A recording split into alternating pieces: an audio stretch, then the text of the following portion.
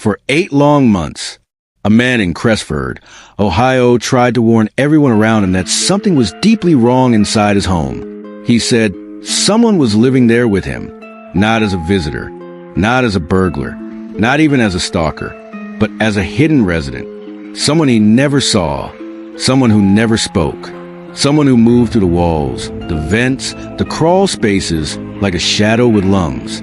Every night, he heard footsteps inside the drywall, breathing behind his bedroom. Lights clicked on when no one touched them. Food disappeared without explanation.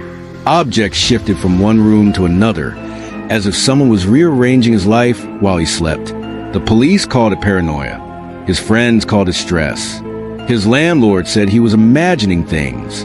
But one night, he set up a camera, and the footage that camera recorded remains sealed by law enforcement to this day. Tonight, this is the story of Ethan Cole, the man who said his home was no longer his own, and the chilling truth no one wanted to believe. Ethan Cole lived a quiet, predictable life. He worked long shifts in an auto repair shop, went home, watched TV, went to bed. He didn't look for trouble. He didn't create drama. He lived alone and preferred it that way. But in early November, the quiet in his life cracked in the smallest, strangest way. A cereal box kept being opened in his pantry. Ethan didn't eat cereal. He didn't even remember buying any. That tiny detail was the first warning he didn't recognize. By December, the sound began. Late at night, when he turned off the TV and the house sank into silence, he heard faint creaks coming from just behind the walls. Soft, slow, deliberate. Not the settling of an old house. Not pipes contracting in the cold, but something shifting its weight. Something choosing to move. When he was most alone, he tried to convince himself he was exhausted. He tried to forget the noises. But fear doesn't disappear just because you want it to. And the walls didn't stay quiet for long. January arrived with a storm of tension. One night, just after 1 a.m., Ethan panicked so badly, he finally called for help. Officers searched every room, every inch of the attic, every corner of the basement. They tapped walls and checked windows. They found nothing. No footprints. No signs of forced entry. No evidence that anyone had ever been there. Ethan looked like a man who wanted to believe them, but couldn't, because the moment they left, the house went back to breathing. By late January, the sounds grew bolder.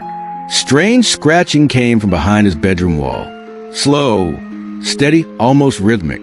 Not the frantic scurry of an animal, but the patient movement of something that understood exactly where Ethan slept. And then, one night, something changed the fear forever. Ethan whispered for the scratching to stop, and it did, instantly, as if the thing inside the walls had been waiting for him to speak, as if it heard him, as if it understood. That was the moment Ethan realized the terror inside his house wasn't random. It was responsive. In February, he woke to find a hole punched through the drywall above his bed. The broken edges weren't pushed inward, they were pushed outward. Something from the inside had broken through, something inches above where he slept. When he leaned close to inspect it, he paused. His heart froze, because from inside that hole came the unmistakable sound of slow, steady breathing. Someone was inches away from him, separated only by plaster and paint. He backed away so fast he knocked furniture over. He didn't sleep the rest of the night. He didn't want to close his eyes, because now he knew the thing in his walls wasn't hiding accidentally. It was living there intentionally. By April, Ethan felt trapped. Every night brought new noises, new shifting, new signs he wasn't alone. So he bought a small motion-activated camera. He placed it in the hallway facing the attic hatch, the one area police hadn't seriously examined. For 2 nights, nothing happened. But on the 3rd night, just after 3:27 a.m., the camera activated. The video begins with nothing but silence. Then the attic hatch slowly rises, not from a draft, not from loose hinges, but from a deliberate, controlled push. A pale hand slips through the opening, long fingers gripping the frame. Then a head emerges, with matted hair, sunken cheeks, and hollow, blinking eyes. A body follows, thin, weak, but eerily silent. The figure lowers itself from the ceiling and stands in the hallway, not moving, not wandering, just listening. Then it turns toward Ethan's bedroom door and stands there for hours, breathing, watching, waiting. Then, just before sunrise, it crawls back into the attic and closes the hatch behind it. Police later confirmed the footage was real, but they never released it. Whatever was in that attic was human enough to open a hatch, smart enough to stay silent, patient enough to watch, and comfortable enough to return to its hiding place. When police searched the house again, they brought tools with them. They tore open walls, peeled back drywall, and forced open the crawl spaces. Inside, they found signs of hidden life: blankets, clothing, food wrappers, a small flashlight, and a notebook filled with jagged, unstable handwriting. Someone had been sleeping inside Ethan's walls, eating his food, watching him, standing behind the drywall as he slept. Every space was warm, recently used, recently abandoned, meaning the intruder had slipped away, likely the moment he sensed they were coming. 3 days later, Ethan packed a small bag. He told the only person he trusted that he was leaving the house, but didn't believe the thing inside had truly left. He believed it was waiting for him somewhere else. He sounded broken, defeated, resigned. That was the last time anyone heard from him. He disappeared without a trace. No sightings, no notes, no remains.